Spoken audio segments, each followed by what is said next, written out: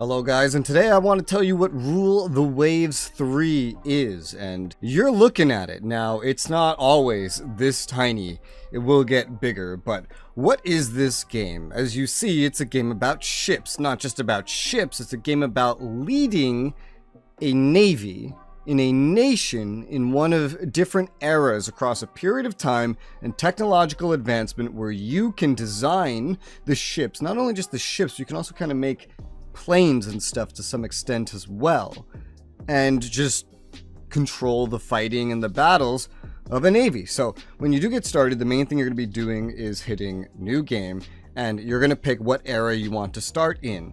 The default for most of the series is 1900, but they added 1890 this time. If you want to go even further back to like pre-dreadnoughts and where things get maybe a little more boring as you go through the eras, though, your challenges will change, not only change but increase. By the time of World War II, you're going to be managing carriers and not just these little tiny, like ironclads basically left over in 1890. Let's just pick 1900 as an example, and then we'll see the nations that are available. Do note, the nations that you can play as are different in every single starting era, like to some extent.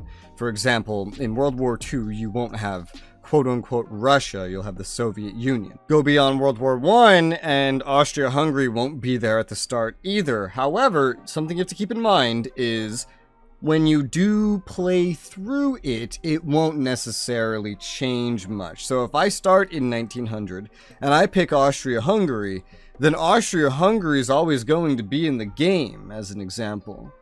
I could change the government type, and there are different government types in the game that do affect things. You see, this is a limited democracy. They use this to describe essentially monarchies for some reason, but they assign all the monarchies limited democracies. There are autocracies, there is fascism, and they play by different rules. This is not a beginner's guide, however. I'm just going to be showing you what the game is and what you can expect. You can get an overlay of the technology and other statistics. It'll give you some traits like cautious, which it kind of expects you to look up in the manual.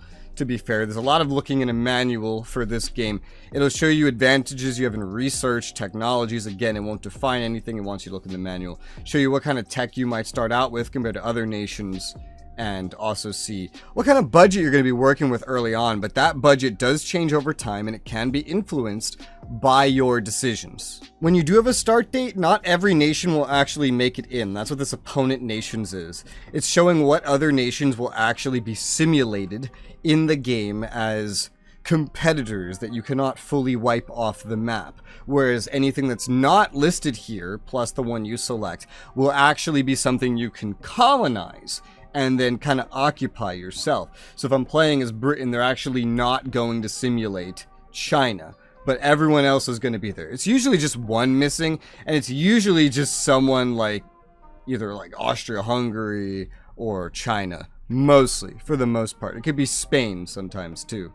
But once you select a nation you want to play, the biggest of which being Great Britain, you would just hit OK, and then you get some more information. You would be able to customize how setting up your game works. If you're not liking that wars tend to be non-conclusive, you could go for harsher peace deals, but this could work against you.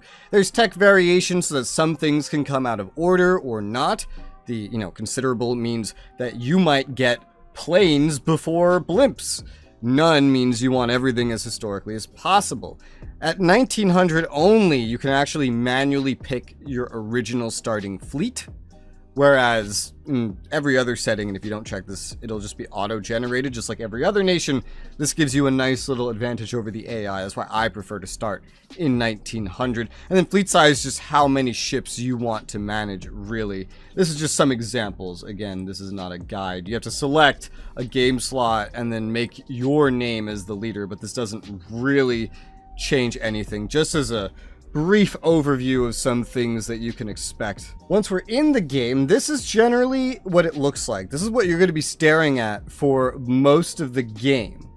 This is not the battle screen. There's a battle screen where you actually control the ships and fight. But this is what you'll be staring at for the beginning of the game. If you're going to set up your own fleet beforehand, it's going to actually let you do that beforehand. When you get into the game, though, proper, this is what we're staring at. We got a whole bunch of nice tabs that will inform us of things. What ships we have in service, we can go ahead and change those. We can see which ones are under construction already. You see there's actually some starting ones there already. There is research that we can do, that we can also share with other nations via treaties.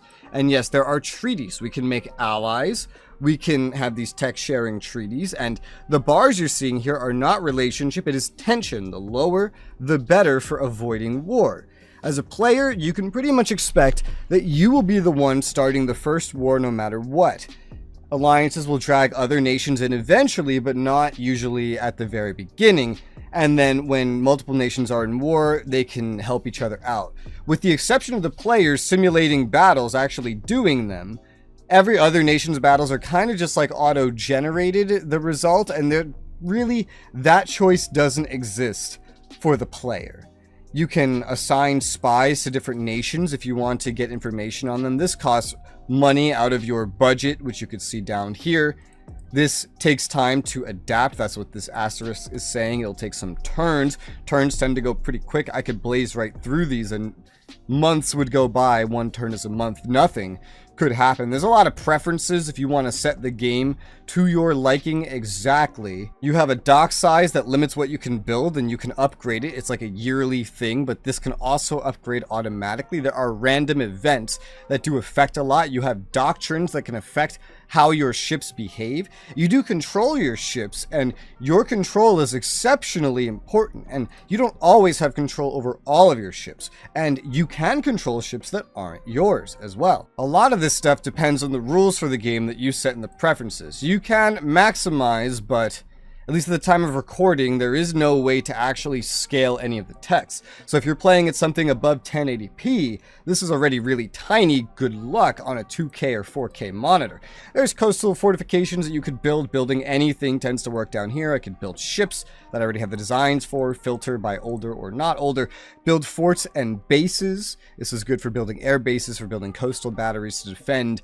Coastal batteries above a certain size can actually change over time, getting access to additional weaponry of sorts. All of this is defined in the manual. I will stress, this game really expects you to read the manual constantly. You can also design, and this is kind of the appeal, I think, of a lot of this game, is you can design one of your own ships essentially from scratch. You don't need to start from scratch. You could pick, for example, I want to make a dreadnought battleship, or pre-dreadnought, for example, right here, and just auto-generate me something, and then I could just repeatedly auto-generate until I find a kind of base design that I'm happy with, and then I can start customizing everything, such as the amount of armor on the belts, the deck, the tertiary guns. I can go ahead and customize just the appearance. This is mostly just for me.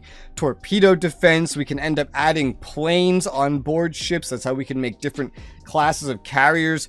There are these classes, but you don't always have to match them exactly.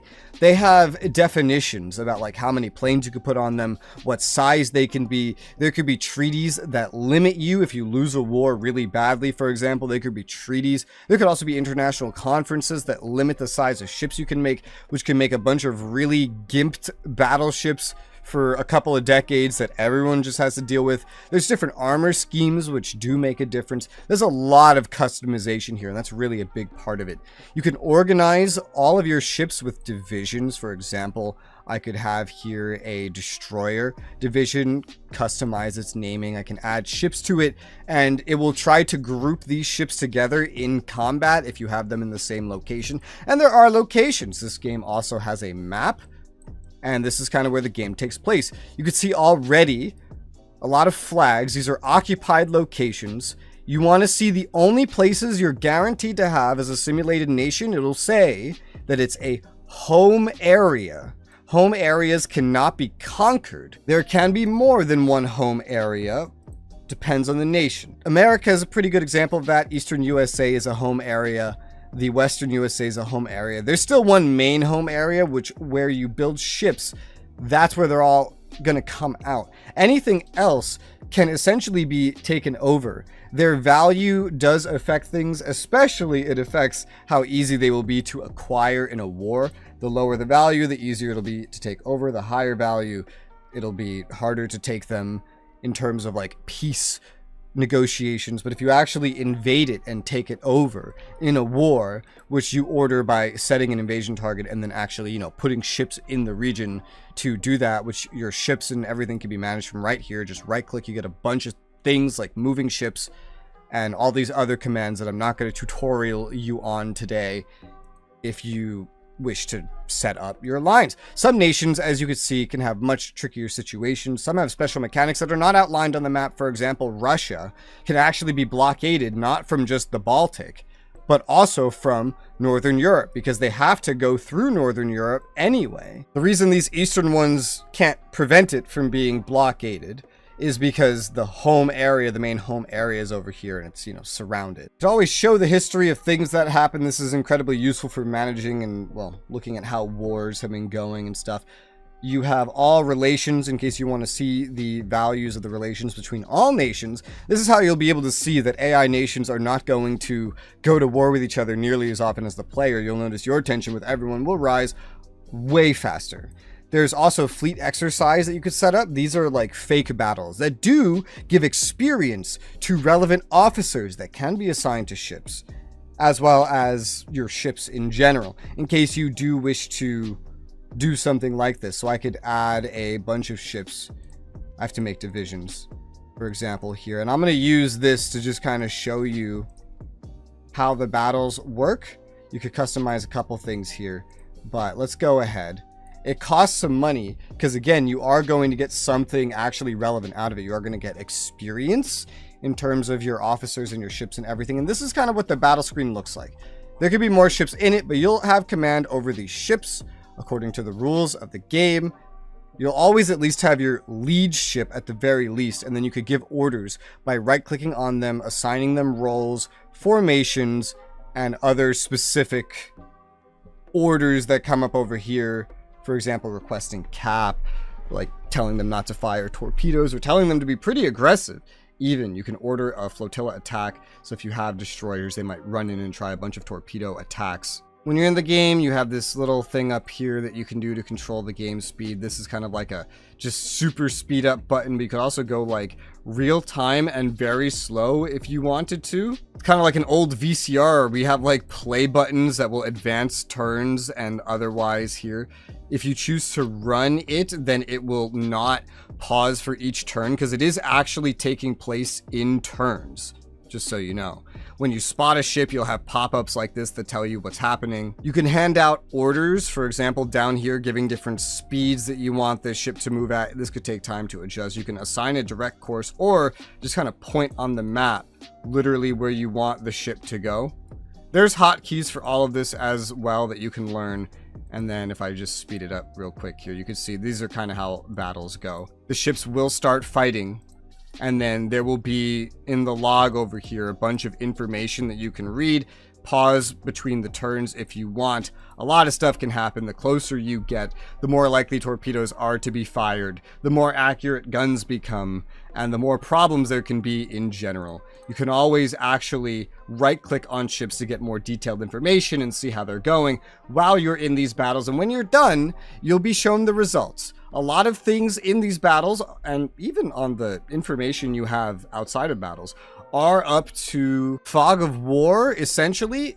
Not everything I see, if I start right-clicking on... Oh yeah, I don't even have the info on this, but if I did, then not everything I would see would be accurate about the enemy ships. I wouldn't necessarily know if a ship sinks entirely. I just know what the officers are reporting. You could get a more detailed view later on. But with that, I think you have a good idea of what this game is. I've shown you generally every part you need to be concerned with and explained some of the basics and what you can expect. The game doesn't really have a tutorial. I'll stress one final time. It does expect you to read the manual, but there's a lot of nice guides and content creators on YouTube that do cover this game in case you're hoping to learn more about it.